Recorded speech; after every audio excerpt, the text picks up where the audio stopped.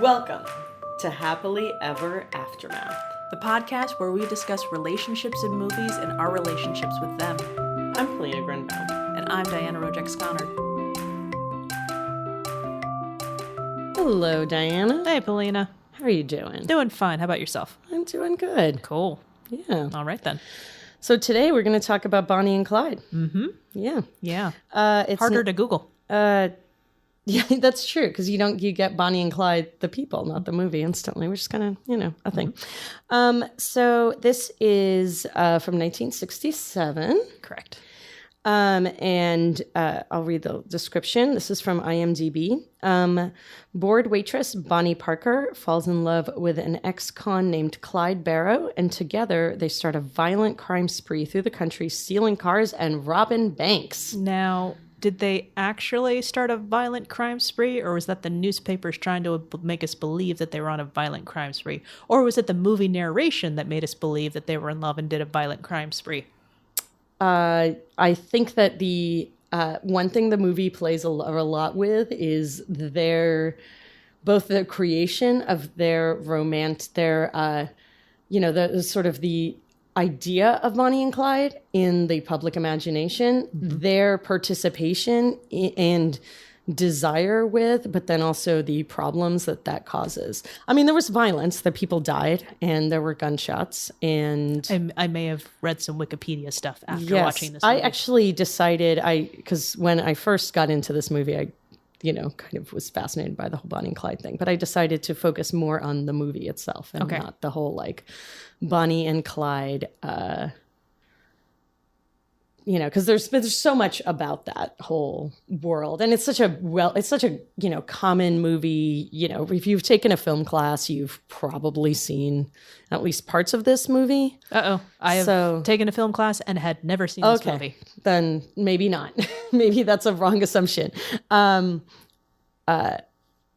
think, but it's Arthur Penn, and it's got as the director. Mm-hmm. It's an Arthur Penn movie, and it stars Warren Beatty, Faye Dunaway, Michael J. Pollard, and Gene Hackman. Estelle Parsons. She's hysterical as Blanche. Yeah, it's got and Gene Wilder appears at some point. Apparently, it's his film debut. Yes, which is what a movie. I was waiting for him to do some flips and then give me a golden ticket, but it never happened. Well, what's weird is I actually saw that earlier today. He also, Arthur Penn was a big, a big director. He did The Miracle Worker, Alice's Restaurant, Four Friends, which we did. So this is our second one. Well done. We probably talked about it at the time, but I'm like, I saw Arthur Penn. I'm just like, oh crap, is that Sean Penn's dad that got blacklisted? No, that was Leo Penn. So I went back. It doesn't help that they both had sons named Michael Penn. I'm like, but oh right, Michael. He also did Penn and Teller Get Killed, apparently. What? So it's like he can't walk away. That's the kind of thing that I would make a joke about. But is that true? That is very true. Are you sure it's not a broken link in IMDb? I'm gonna look right now. Okay. Nope. Penn and Teller Get Killed. Okay. 1989's. Man, Penn look different. Age has been kinder to Penn than youth was. Let's put it that way. Oh. Okay, so I saw this movie, and I saw this movie in high school for the first time, I think on TV. With my parents, with my dad. Was it edited? No, I think it was on PBS. And it wasn't edited? I don't think so. Did PBS have commercials? No. Weird. That is not the learning that I would know from PBS. What about Saturday night and Friday night movies? I wasn't watching TV then. Oh, well, you weren't grounded as often as I was. No, more along the lines of just I wasn't allowed to get to the TV because everyone else got to it. Oh, okay. Also, we're not watching PBS on a Saturday night. Only children. We watched. PBS was just where it was. We got the news hour.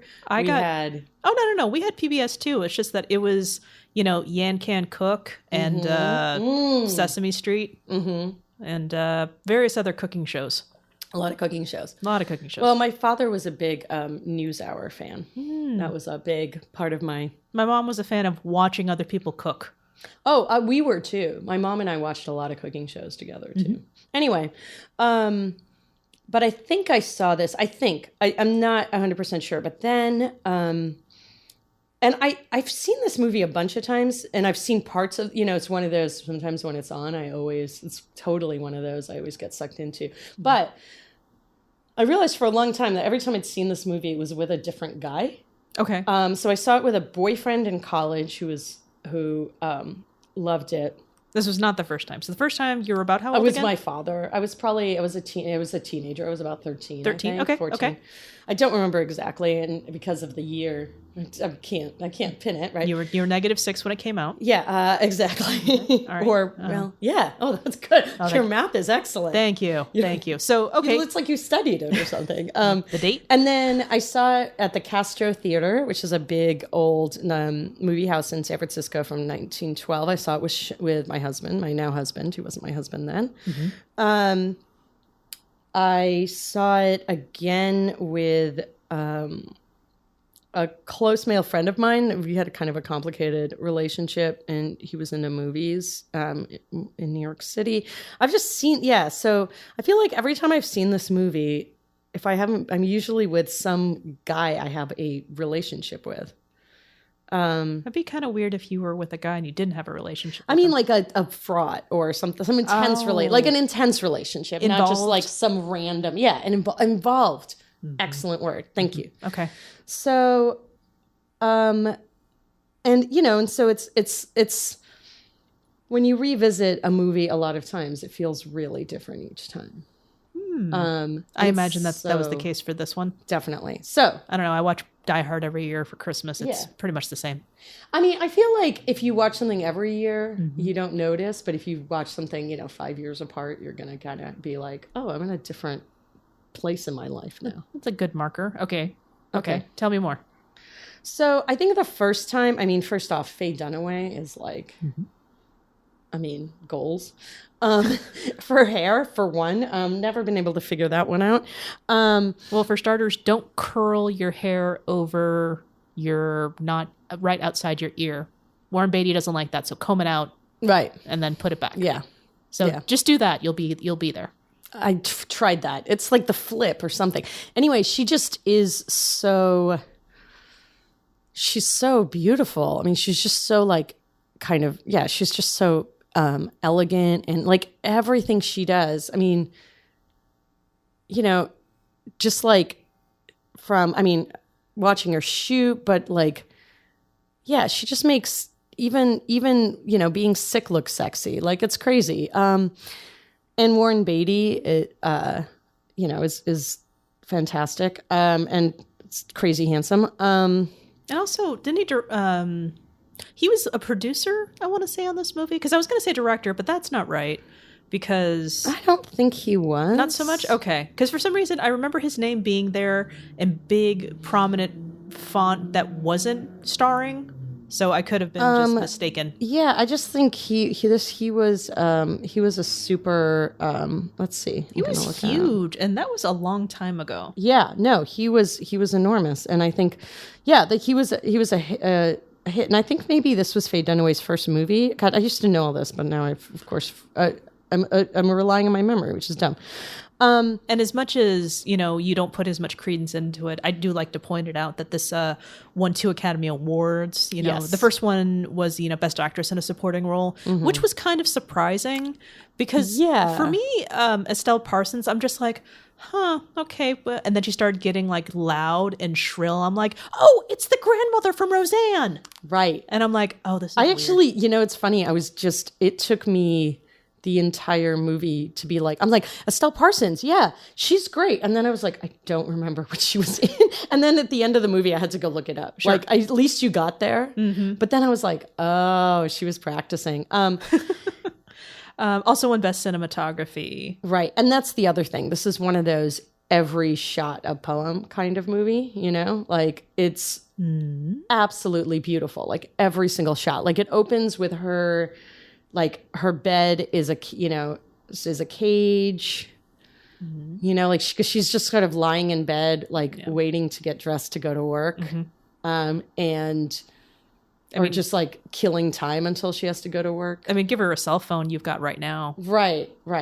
I know that, and trying she's to kill disaffected. Yeah. So, but she's just like lying there in bed, like on the bed, just like, you know, at the foot of the bed, looking through the bed frame, but it looks like it looks like bars, like.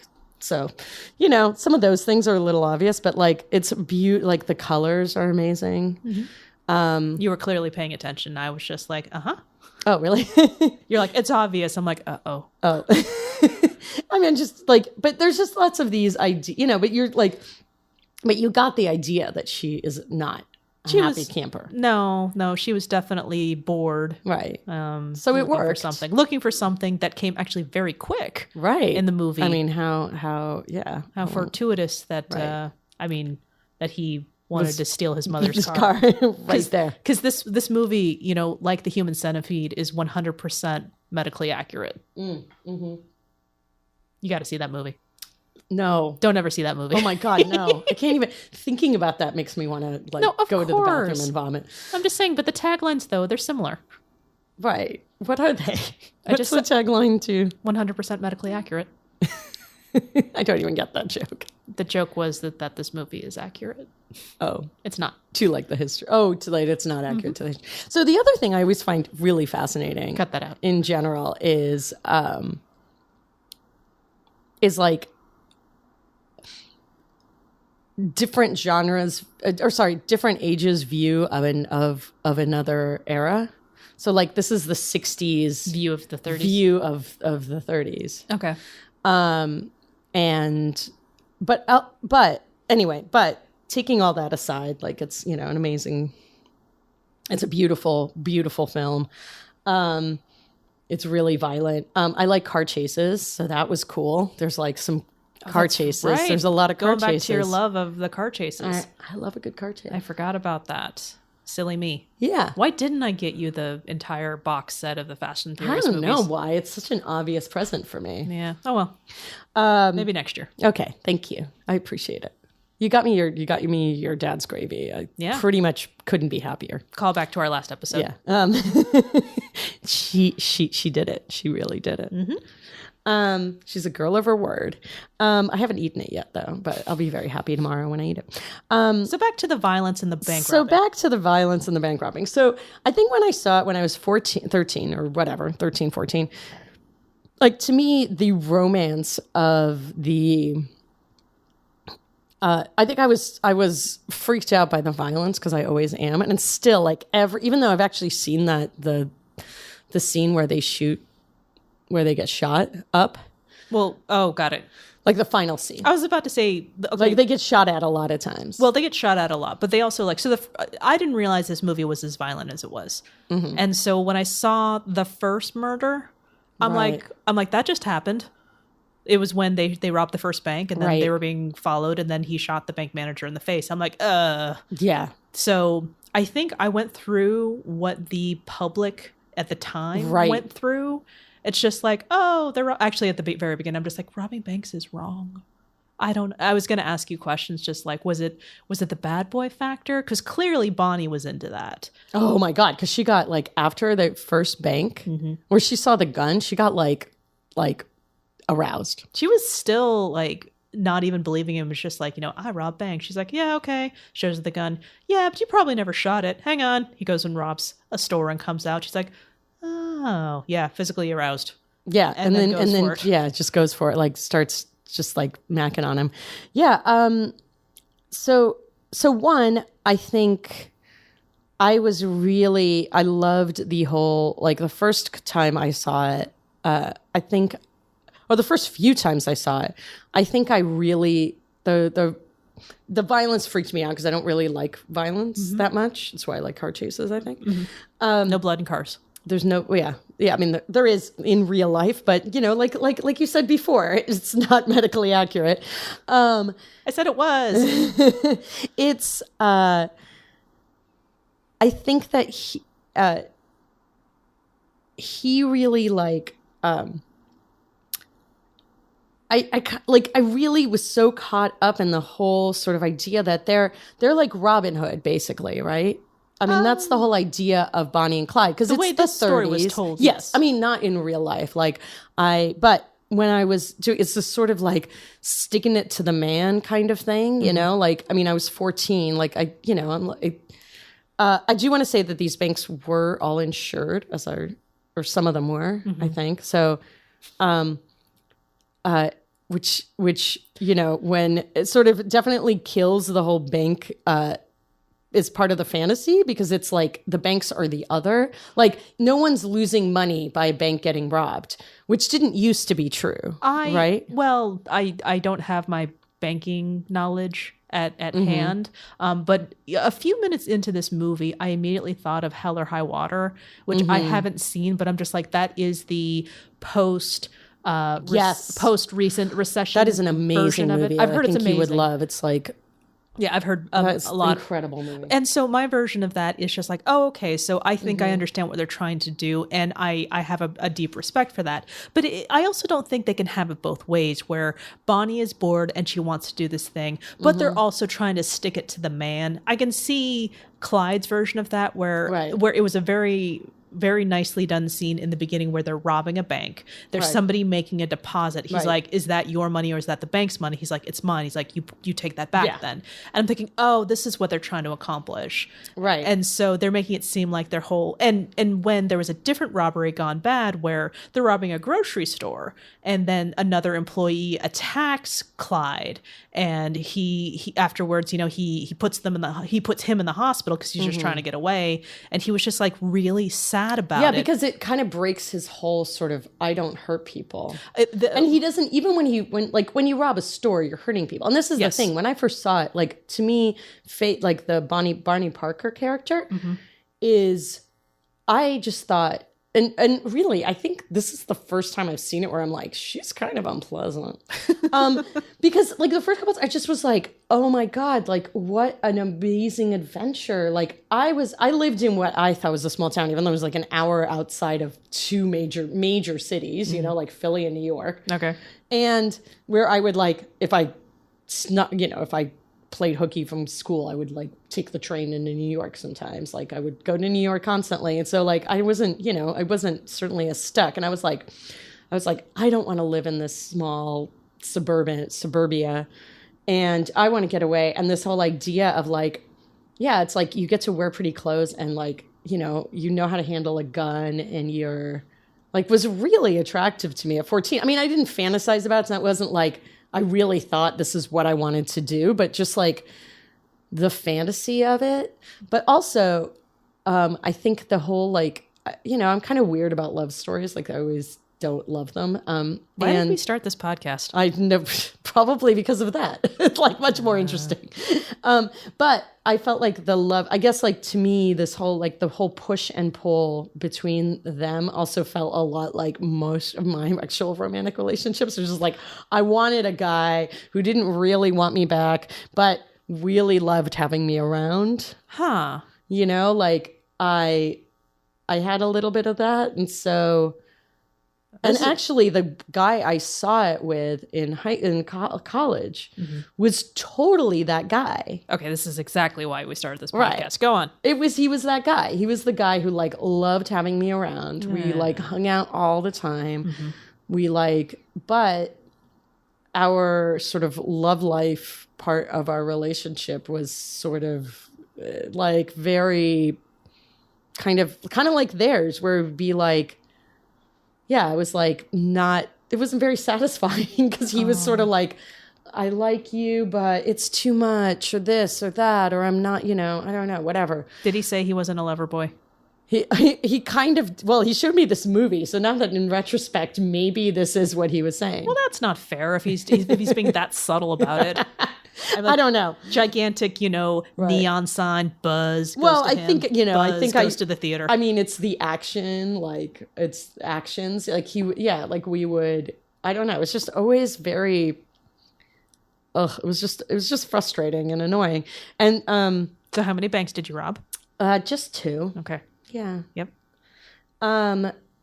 So I feel like that's why. I mean, I chose this movie actually because I've been wanting to rewatch it. Mm-hmm. And I wanted to see what I was curious about my, I was just curious. I mean, it's always been like one of those, canon movies, but canon movies, I think is what I was trying to say. But I just wanted to see what my reaction to it, because definitely would be that's just in this lens. Like, since I've seen it in these like 10-year, 8-year intervals or whatever it is, mm-hmm. every time I see it, I'm a completely different person. Yeah. I'm a different person at 13. I'm a different person in the middle of college. I'm a different person when I see it with my friend in New York, and I'm a different person when I see it with my husband, which was probably about 8 years ago or mm-hmm. something like that. I don't really remember. Right. And I think that time I saw my husband, I saw it much more of just the beauty of the movie. All right. So I think I saw it at much of a remove. So it was kind of fun to watch it like as the actual love story and see what I thought. Because to be honest, I felt like you did. Like I was like, it is. It's like they're robbing banks. And if you rob a store, mm-hmm. you actually are robbing the people running the store. And it's the 30s. Yeah. And I think you're right. Bonnie doesn't actually like that part of it to Bonnie is not that exciting. What? Okay. Like the part that whereas Clyde is really into, he loves this idea of, he loves the idea of being the romantic hero, but when he kills someone, he's not. He's so devastated. It's survival for him. Yeah, but he's like, this is out of control now. Mm-hmm. This is super out of control. And in the very when he kills the first person, the bank manager. Right. Well, again, when I don't know if I mentioned this earlier. So mm-hmm. yeah, when he put that guy in the hospital, right. he was devastated. When he killed the manager, he was devastated. When he was talking to Bonnie about the guy he put in the hospital, he actually said, I wasn't against him. And I was looking at, the various layers of it. Like, I understand the whole idea of what you were saying. The banks are insured and this is what's happening. And they're like foreclosing. I mean, it's the 30s, right? Like people mm-hmm. are desperate. Yeah. There's no jobs. There's no money. And they robbed it and there wasn't a lot in there. So they're just right. like, wasn't a lot. And they're like, yeah, it's rough times right now. Right. And so I understand. But at the same time, I'm still thinking, well, there are still people who are employed that you are traumatizing. You mm-hmm. are still stealing cars from people. I mean, it's not like you're stealing the mayor's car or trying to, make this big point to, Yeah, I mean, they're stealing nice cars, but still, it's like... Well, it's like anyone who can afford a car. Right. No, I don't know about that. No, there's not a lot of like... Yeah, and if you go and you rob a small mm-hmm. grocery store, yeah. you're, in the middle of the depression, mm-hmm. you're still stealing from people. So and they make it pretty clear, like that's the one thing about rewatching it is I thought it was a movie that didn't talk about that, mm-hmm. but actually rewatching it, I'm like, it does. He really does. Like, it's very clear mm-hmm. that there are people behind these banks and that this thing is a fantasy. Okay. Right? A fantasy. Like his fantasy he's not hurting anyone and he's kind of a modern day Robin Hood. Well, is it more like a delusion? Yeah, maybe a delusion. Yeah, okay. That's a better word. You're right. I mean, anything you can to justify it, and that's all well and good. Mm-hmm. I mean, Bonnie was... I couldn't have it both ways, where Bonnie, she was bored and she had a job, but she wanted more for herself. And I'm not going to claim some bullshit just like, well, pull yourself up by your bootstraps and go back to college or whatever it is, because this is the 1930s. Right. So I'm not going to claim that part of it. She didn't have a lot of options. But it also didn't... in a small town in Texas. Believe it. I believe it, yeah. But for me, I understand, but I don't condone. Yeah. I mean, that's the best I can do. I don't think it's like, I don't think we need to, I was going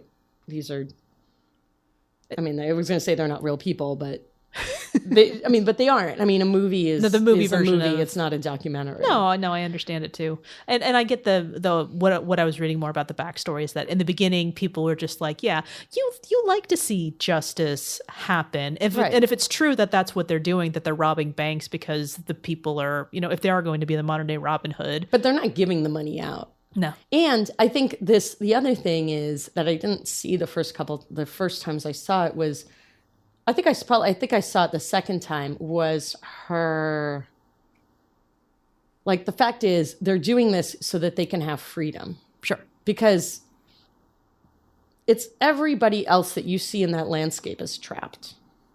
Okay. Like, you have the people who are like, you know, very, very early on, they basically are squatting in this house. Mm-hmm. And they run across the people who live there. They did. Or used to live there. Recently evicted. Yeah, and it's a family, and they look so despondent. Mm-hmm. And they basically had been working this land, and it's been taken away from them. They have worked so hard to make it what it is, and it's been taken away from them. And, you know, these incredibly hardworking people. I mean, it's so obvious. And they took such pride. You talked about there's such pride in how they worked it. Yeah. That land, you know? There's such a moving scene that I don't even really remember. It was... I remembered it for the satisfaction of him. So then later on, so Clyde basically says, you have to... He's like, here, take my gun, like shoot the sign that says, you know, foreclosure. Yeah. I mean, I understand what they were going for, but at the same time, though, I'm just like, I don't like guns. Yeah. So... But I understand that the need for a kind of violent, you know, catharsis. Yeah, yeah. Mm. But just like this idea too, like, you know, and so they're so trapped, like they don't know where they're going to go. Mm-hmm. They're just, the whole country just is this trap of no one knowing what to do next. Right. And you know, the only escape is sort of the movies, and like that's like a feeling that you get, like that's modern society, that's sort of like respectable society in this movie is a desolate, empty trap where no matter how hard you work, you can't get ahead. Wait, are we talking about now? Or? No, I mean, this is funny. It's all coming back now. Are we talking about the 60s then, or are we talking about the 30s then? Well, the world portrayed in this movie. Okay. And I think the 30s in reality. And probably really it goes back to this feeling of the 60s that, you know, in the late 60s, this feeling of all of this stuff is a trap because it's not quite, like, doesn't really get you the promise. The promise is that if you work hard, you'll have security. Yeah. And you'll be able to take care of your kids. And you have this guy who works so hard in the beginning. So that, you know, that's the difference between seeing this movie then and now is I didn't see how hard he worked. Mm-hmm.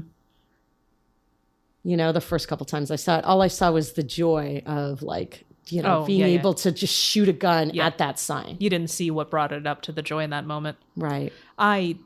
Just you saying that, I remember how devastating it was to actually say that out loud to my boss. And just like, no, I just remember growing up that if you worked hard, that this, you know, eventually you would be rewarded with, you know, the security and, you know, advancing in your career. And then I was just told, no, it just doesn't work that way. And I'm like, and you don't understand how, I mean, can you not see how horrible that is? No, yeah. Especially, I mean, here, it's like, there's no safety net. Mm-hmm. There's no, you know, it's nothing. A machine. It's a machine. Yeah. And it's, and so that, I totally get, I mean, you know, I think the first time it's just like clothes. I love those clothes. I remember the clothes, like, in a way, weirdly more than some of the scenes. Well, it's something that sticks out. Right. Yeah, because they make this life look great, and you can't have that life look great if you're in a burlap sack. Right. And the thing is, they're trapped. Like, that's the thing too that, like, really gets, is like they are just, so this whole idea was this is a way to get out of this trap. Right? This is the trap of that society. Right. Or the trap of, like, working so hard and seeing it fall apart, or just like the drudgery and not having anything to show for that drudgery. But they created a different trap in what they were doing afterwards. So you've got, you know, robbing places, and, you know, they're joined by Clyde's older brother, played by Gene Hackman. And then, some of the things that they did where they stole Gene Wilder's car and his girlfriend. And and it became a joyride. We're just like, oh, we like them, and it's so great, and it's so funny, and we're going to do this, and we're going to do that, and it's just, it's interesting, but, at the same time, though, if I were being carjacked, in a manner of speaking, yeah, I'd be terrified. Well, and yeah, it was like this, it reminded me where I heard some radio show about how in the 70s, in the 60s and 70s,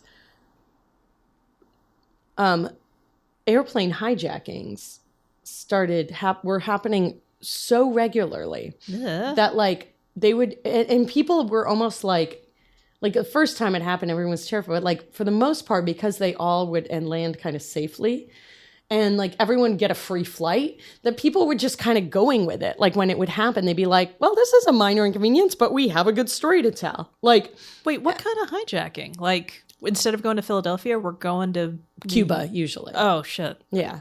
Well, that's. And then they would spend the night in Cuba, which at the time was like it was a fun place. And I mean, Cuba's, a great nightlife city. When was this? Like the 60s and 70s. Okay. Yeah.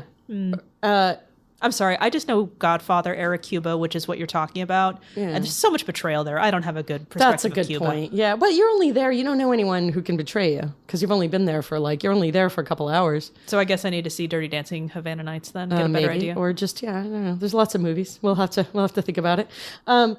So Guys and Dolls, they go to Cuba. They go to Havana. Okay. They have a lovely night out. Okay, so hijacking, what now? Yeah. So, but I felt like it was sort of that like basically at some point, you were drawing a like parallel. I thought that was actually, I mean, that was one of the kind of fantastic scenes because it's so unreal. It was like,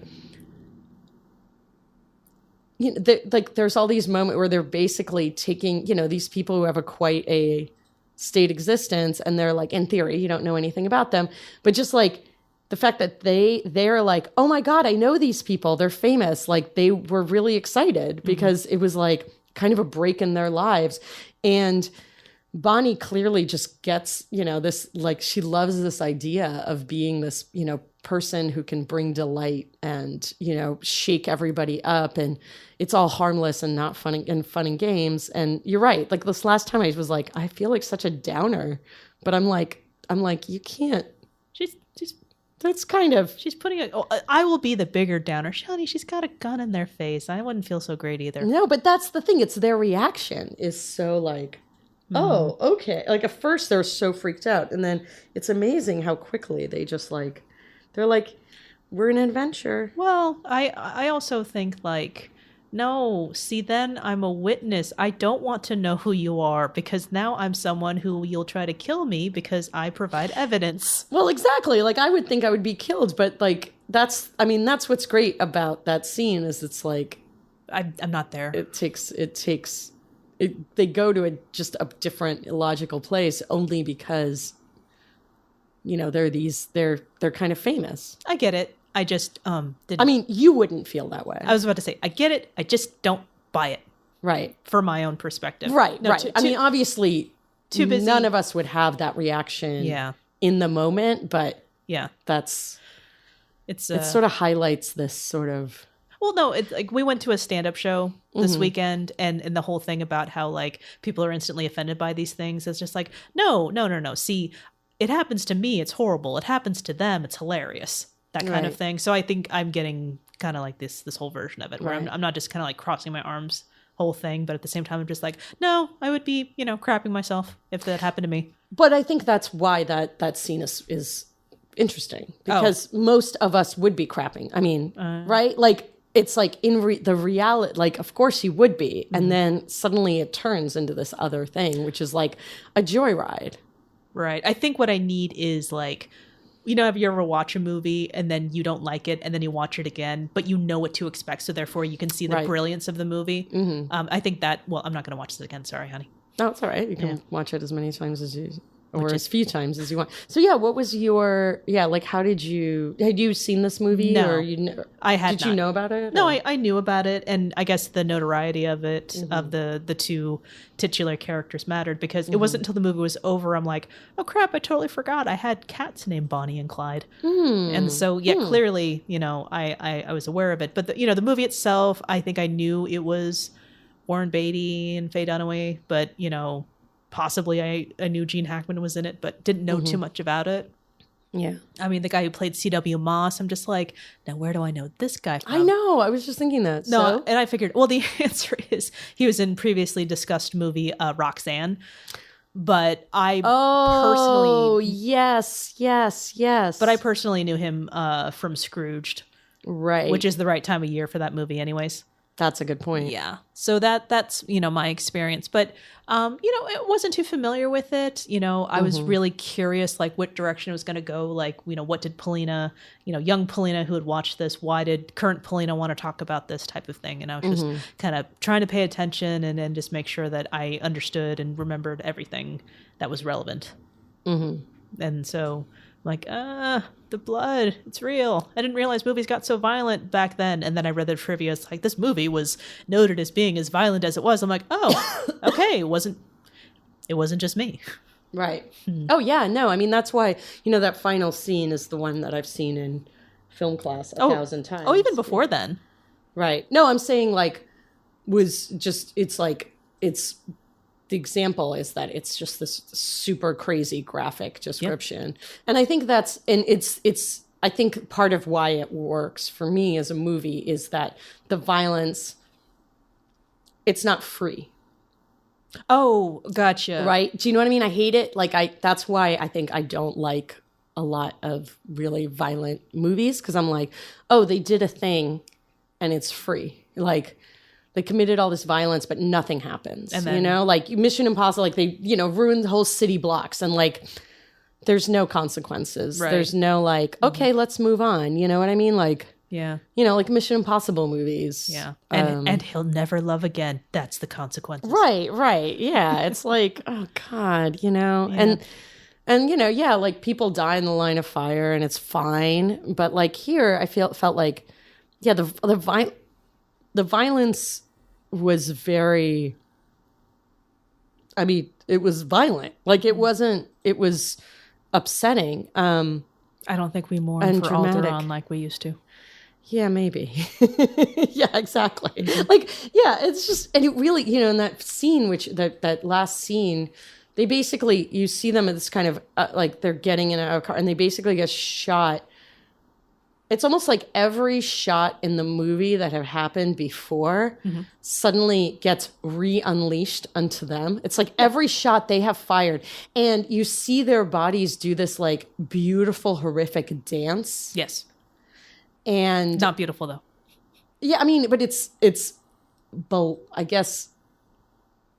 Yeah, it's like, it's such a beautifully shot scene. Oh, the scene it's lit, and like you see in their body, it's like almost slow motion, but not quite. And just like, it's horrific, but it's also balletic, I guess, for lack of a better word. For me, and this was another one of the movies that was influenced by it, it was just very reminiscent of a scene in Godfather. Oh, yeah, definitely. Yeah. I mean, that's usually the tie-in, right? It's like, oh, this movie came from that. Yeah. Yep.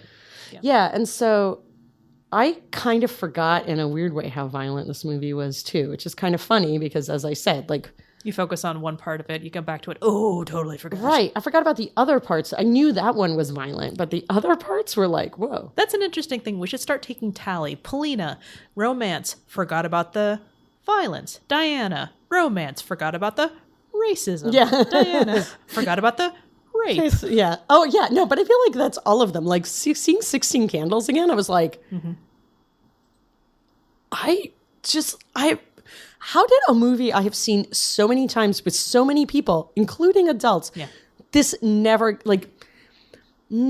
got mentioned, never came up at all. Wow, how rapey that movie was. In our podcast future, Diana remembers the romance, forgot about the abortion. Yes. Sorry. Oh, yeah, no, I forgot. I mean, I forgot about the plane crash at the beginning of White Knight. So I don't know. I just like, I think. That's 2 for violence for Polina. Oh, that's true. Okay, we're going to have to, yeah, you're right. Could somebody, I don't have time for this, but could somebody. If we could get a super fan to compile all of our, I can't believe it. Yeah, please don't. If you do, we will reward you handsomely, but do not. With a high five. I'm not agreeing to anything else. That's true. I don't know what handsome. I will cook you dinner personally. She's a great cook. Yes, I am. Yeah. Even though I always order takeout when you come over.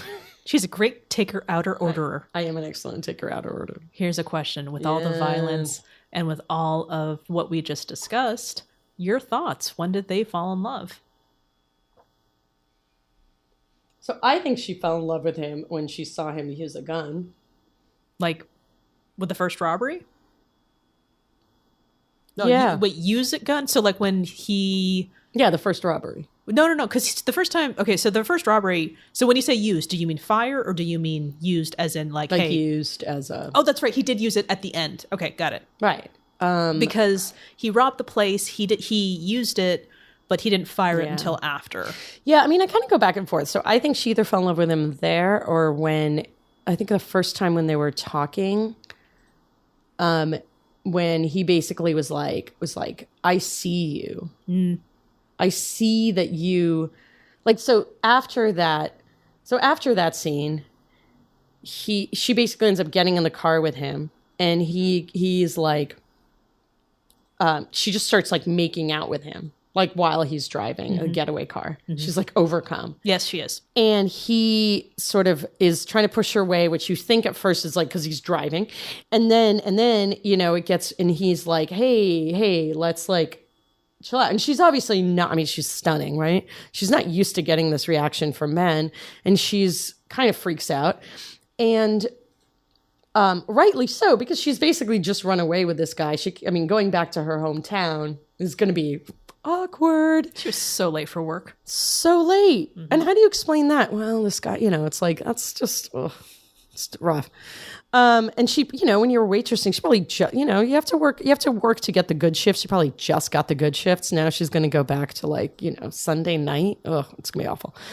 Anyway, so after that, she's like, I'm going to go back, you know, and he's like, oh, so you're just going to go back to the small town in Texas and you're going to be, you're basically not going to be anything. And don't you want, you deserve more and you should probably have more. Disney princess syndrome, gal. Yeah. And so I kind of go back and forth between those two things. Like,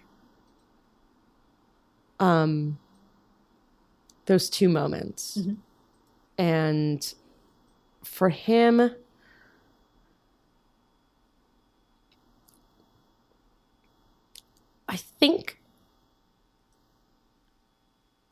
I think when she gets hurt, he realizes how, she, like, at one point, there's two. It's like the first time she gets seriously hurt, but then really when, was that when he was shot? Yeah. Because this is a guy who was cut off his own toes. Right. And it was when but there's, so I'm really, there's kind of two moments I debate. So one is basically somebody, so at one point there's a sheriff that's been following them. Texas Ranger. Thank you. Texas Ranger. God, you've seen this movie once. I've seen this movie like 6 times. Whatever. Texas, obviously, another thing I don't remember what police force people belong to. Texas Ranger. And basically they start this thing where they essentially he's trying to collect the bounty. And they capture him and he uses his handcuffs and start doing all these pictures with him, like all these kind of glamour shots, which are so reminiscent of those, when you go to Wild West towns in California and Nevada, in the West, like they always have this thing where you dress up with so you have like the mom and dad and the kids, like with the guns, like. I had a cousin who just posted photos to that on his Facebook yesterday. Right. It's still happening. Yep. And, which I'm thinking like all the East Coast ones are always like everyone's dressed like, pilgrims or like colonial, like everyone does like a butter churn or something. Like there's just not, the Wild West thing is so much nicer. It's so much sexier. And anyway, so the sheriff spits in her, at some point she just like, it's just to embarrass him. They take all these glamour shots and they're going to post in the newspapers and to embarrass him. And I think when I was younger, I thought that was like the coolest thing ever. But now I was like, I feel so bad for this guy who's just trying to do his job, which is what we should really name this podcast. Adulthood's a bummer, man. Like, can we have any fun? like every movie I re-see, I'm like, they're staying up past their bedtime. You know they're going to be very tired and cranky tomorrow, and I bet that math test isn't going to go well. You know, like. Well, what was my earlier comment? She is so late to her job. Right, exactly. Anyway, so I see this, and I'm like, this sucks. Anyway, so she kisses him, and he basically spits in her face. And suddenly he's the monster. Yeah, Clyde goes ballistic and they have to tear him off of him. Like, and he's handcuffed. Like, he can't actually hurt him, and I think it's at that point where, like, basically I couldn't tell if that was the moment, because he's like, you're disrespecting this thing this creature. Don't you disrespect my stuff? Yeah. Well, that's the thing. I can't decide if that's what he was doing, but I know that at one point she just wants to get out of here, and she just runs away. She basically gets out of the car and just runs through a cornfield. And he chases after her, and his desperation of losing her is so palatable. So I don't know. Those are my two debate things. Wow. I have two debates for each of them. Wow. That's all over the place. Yeah. I mean, I think she's a bit of a sociopath, but I think they both had their touches of not caring or compassion for human life. Right. I mean, granted, he has it in his remorse, but not so much that he goes and like stops doing it. Right. Yeah. And you see, like, after that first shot, she's like, I just want to watch this movie. And he's like, he didn't die, right? He's okay, right? Like, it wasn't so bad, right? And everyone's like, yeah. And like everyone else is upset. And she's like, I just want to watch this movie. Yeah. That's some good denial right there. Some good denial. Well, denial or, sociopathy. I'm not a doctor. I'm not either. Okay. But okay, so what about you? Oh, for me. Given the nature of the relationship, but the way the movie tried to portray everything, I'm going to say that for her, it is the first time he lets her fire his gun. So they're in the house the next day, and he's teaching her how to do it, and he's just like, squeeze it, and she fires it off. She's so excited. It's such a great scene. It's such a lovely scene between the two of them, even but they're learning how to shoot a gun. Well, he's teaching her how, yeah. Yeah. So that's her. So it isn't so much that she was just. I mean, she's being taught how to shoot a gun, but it's such a romantic scene. It's I consider it to be extremely intimate, and the second he hands the gun to her, I'm just like, no, don't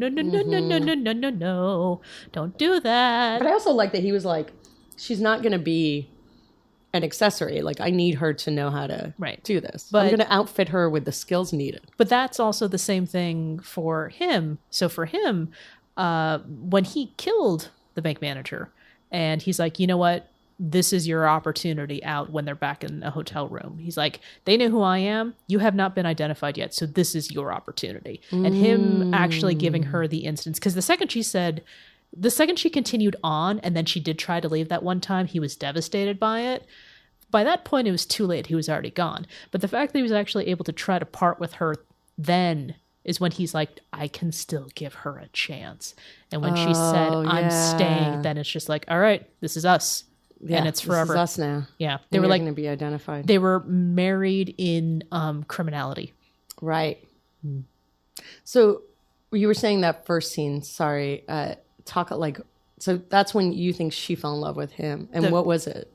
What was it about that? Just the fact that this exciting thing that he had that was so alluring for her was now theirs. Because here's the gun, and now this is me bringing you in, and she was just there. His delight when she was like, kind of hit, because he had her do it through a tire, right? Yep. Through a tire swing. Yeah.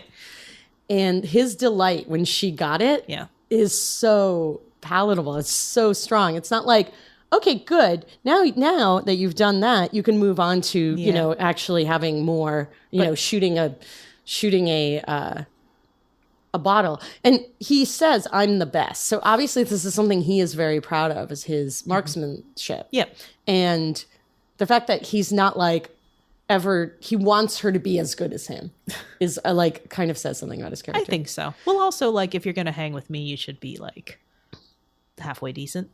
Yeah. Not be a liability. Yeah. I mean, it's good. It's just like, you know, in a lot of movies, you don't see like there's, you know, we've done a few movies where there's like, wow, suddenly there's somebody involved with someone who is in danger, and like there's not a lot of teaching people how to shoot. Right. No. Right. That's usually kind of implied in the whole how good they are in the next scene. Right. Yeah. Suddenly you're like, wait, so like 24 hours later, you're like an amazing, you've gone from never holding a gun to being really good at it. Well, if it was a good movie, there'd be a montage. Oh, that's true. Yeah, we haven't had any good learning how to shoot montages. Well, I mean, if you have that in Bonnie and Clyde, they just take all the Oscars away. So tell me, is the montage, there needs to be, someone really needs to do a study on montage scenes versus Oscars. Interesting. Well, I mean, Mannequin won an Oscar, so. That's a good point. Yeah. Woo, best song. And it's the best montage ever. No, best montage ever is Rocky 4. It's pretty good, but I don't know, the mall montage? Hold on, possibly Rocky 3. It involves a Rocky of some kind. Yeah. I don't know, though. Not Rocky 5. No, I stopped seeing them after the first. Because of the whole Russia thing. It was too annoying. I'm sorry. It's okay. I'm not that sorry. No, you don't have to be. Drago! It's just like why we never went to go see them. Because Well, we're like, oh, this is just going to annoy the shit out of us. What's the fun of that? Okay, so we know what happens to them at the end, but... So what happens after the end? So what I was debating is we can either just end here because we know what happens, or we can talk about what happens to them if they didn't die, but they just got caught and went to jail and then came out a couple years later. No. No? No. End? No. They get shot and then they come back to life and it's zombie apocalypse revenge movie. That's an excellent choice. You can also do that. Would you like to talk about the zombie apocalypse revenge movie? I just did. Okay, yeah. Done. All right. Well, I'm sorry. I'm sorry you did not enjoy this movie more. It was fine. I mean, clearly it's a well-crafted movie. I just had this like disconnect between the people. I'm just like, I know what they're going for, but I guess at some point we will watch Robin Hood, Prince of Thieves. So we can actually look at that version of Robin Hood. Okay. Actual Robin Hood. Right. Because it's historically accurate. 100% medically accurate. 100%. We need 100% historically accurate. There's a witch in that movie. Yeah. And Kevin Costner's accent, spot on. Please don't make me watch Robin Hood, Prince of Thieves. Damn it. Should we just have one of those episodes where you're out of town and then I drag someone else in there to watch please. It? No, it's probably fine. It can't be any worse than some of the other things I've seen. Positivity, Polina. I'm sorry. Yes, it's probably amazing. It's probably great, and I'll probably really enjoy it. But I don't know. It's not. Negative. It's just fun though. Okay. I still have to say this. I enjoy seeing this movie for the sixth time. Well, that's great.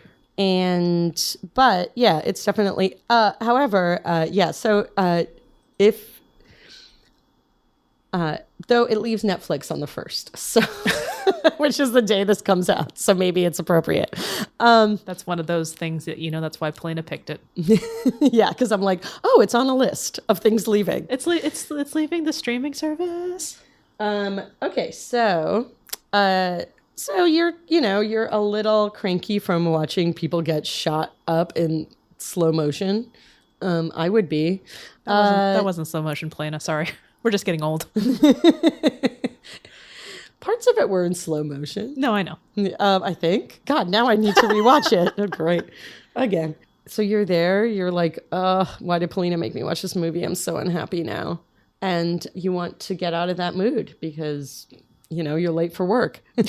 So I highly recommend a lovely product from a lovely company called Frankie and Myrrh. And it's Spray the Bitch Away, which I think we talked about before, I think because this is their signature scent. So when they first started supporting our podcast and we were so excited, you got their signature Spray the Bitch Away, and it ended up in my house. She's never gotten it back. That reminds me. Hey. Yeah. Hey, wait, you're talking about that? That's mine. I have actually gotten really into this scent recently. I find the holidays a lot of work and quite cranky. I get quite cranky, and Did you modify it to spray the Scrooge away? Yes, I should, and it's just make it green, and I should wrap it with some of my leftover wrapping paper. I don't know what to do with it. I just it's a really nice scent. It's at once kind of warm and spicy and a little floral and sophisticated. It's kind of got everything. I have to say, it does. I just sprayed it because I don't know, whatever. I was trying to eliminate cooking smells. Then I find myself why am I feeling better? I think it's because it works. Stop staring longingly at it. I want to spray the bitch away now. Is that me? No. Oh, well. Okay. Yeah. So big thanks to our sponsor, Frankie and Myrrh. If you want the same thing for yourself, you should go to Frankie and Myrrh. That's FRANKIE and MYRRH. That's 2 R's. And order yourself some of our favorite fragrances. I know you love the vanilla. Mm-hmm. Thrilla Vanilla. I really like Hello Sunshine as well. And there's just so many that we love. And if you use the promo code HAPPILY1, you get 20% off your order. That's HAPPILY and the number 1. The number 1. And you'll be supporting the show. You get free shipping, domestic shipping, the U.S., domestic meaning the U.S., any order over $35, which is true even if you decide not to use our promo code, which why wouldn't you? So, I mean, come on, let's do that. Let's really think about that. 20% off and then 20% off and free shipping. Orders over 35. Yeah, but you're going to want to, I mean, it's really hard not to go for $35 at Frank and Myrrh, I'll tell you. They come in beautiful packaging, which just they give you lots of stickers and delightful things, and added a little something special. Yeah, it's just they're just wonderful people. So go support them. So, I have something. You do? Yeah, something exciting. Ooh, I like exciting. So those of you who have followed us at the end of last year and into this year, our Love Actually episode, we had a contest. Mm-hmm. Oh, we did. Yeah. And then happiness here for the fact that we were giving away Frankie and Myrrh. Yes. Yeah. So we wanted to give you guys a taste of that. Yeah. So, don't taste it. Smell it. No, it's probably not a good idea. Yeah, no, just smell it. You're right. Smell it. So a sniff of that. So congratulations to Meg, and she is the winner of our contest. She messaged us on Twitter saying her favorite characters from Love Actually. What were her favorite characters? She used a GIF of John jumping down. Oh, John and Jude. It's just so cute. Yeah. So Meg will contact you, and we'll get you some very nice scents for you. Yes, Yay. We'll be sending those out to you. And actually, Meg has a few podcasts. Oh, yeah. And she is a member of the fantastic Lady Pot Squad. That's how we've known her. Yeah, that is absolutely correct. So you can find her at the Indoors Women. Mm-hmm. You can also find her on Pot Appetit.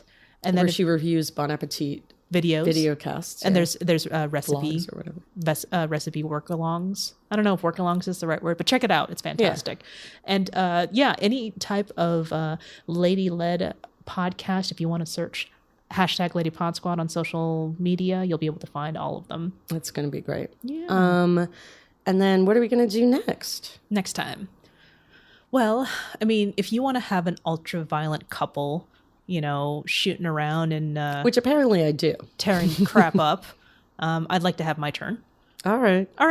So can't deny that one of the movies that was actually influenced by Bonnie and Clyde, True Romance. Okay. Yeah. Let's do it. I've never seen it. You've never seen True Romance? No, I have not. How much Tarantino have you seen? Oh, a lot. Okay, but not just happens to be the one I haven't seen. Well, it was written by Tarantino, but directed by Tony Scott. Right. So it's half and half. Okay. Matters. Yeah. Okay. Well, then that's what we're gonna do next time. That's great. Okay. I'm in. So definitely watch that movie, and then we'll see you next time with True Romance. There it is. Thank you. All right.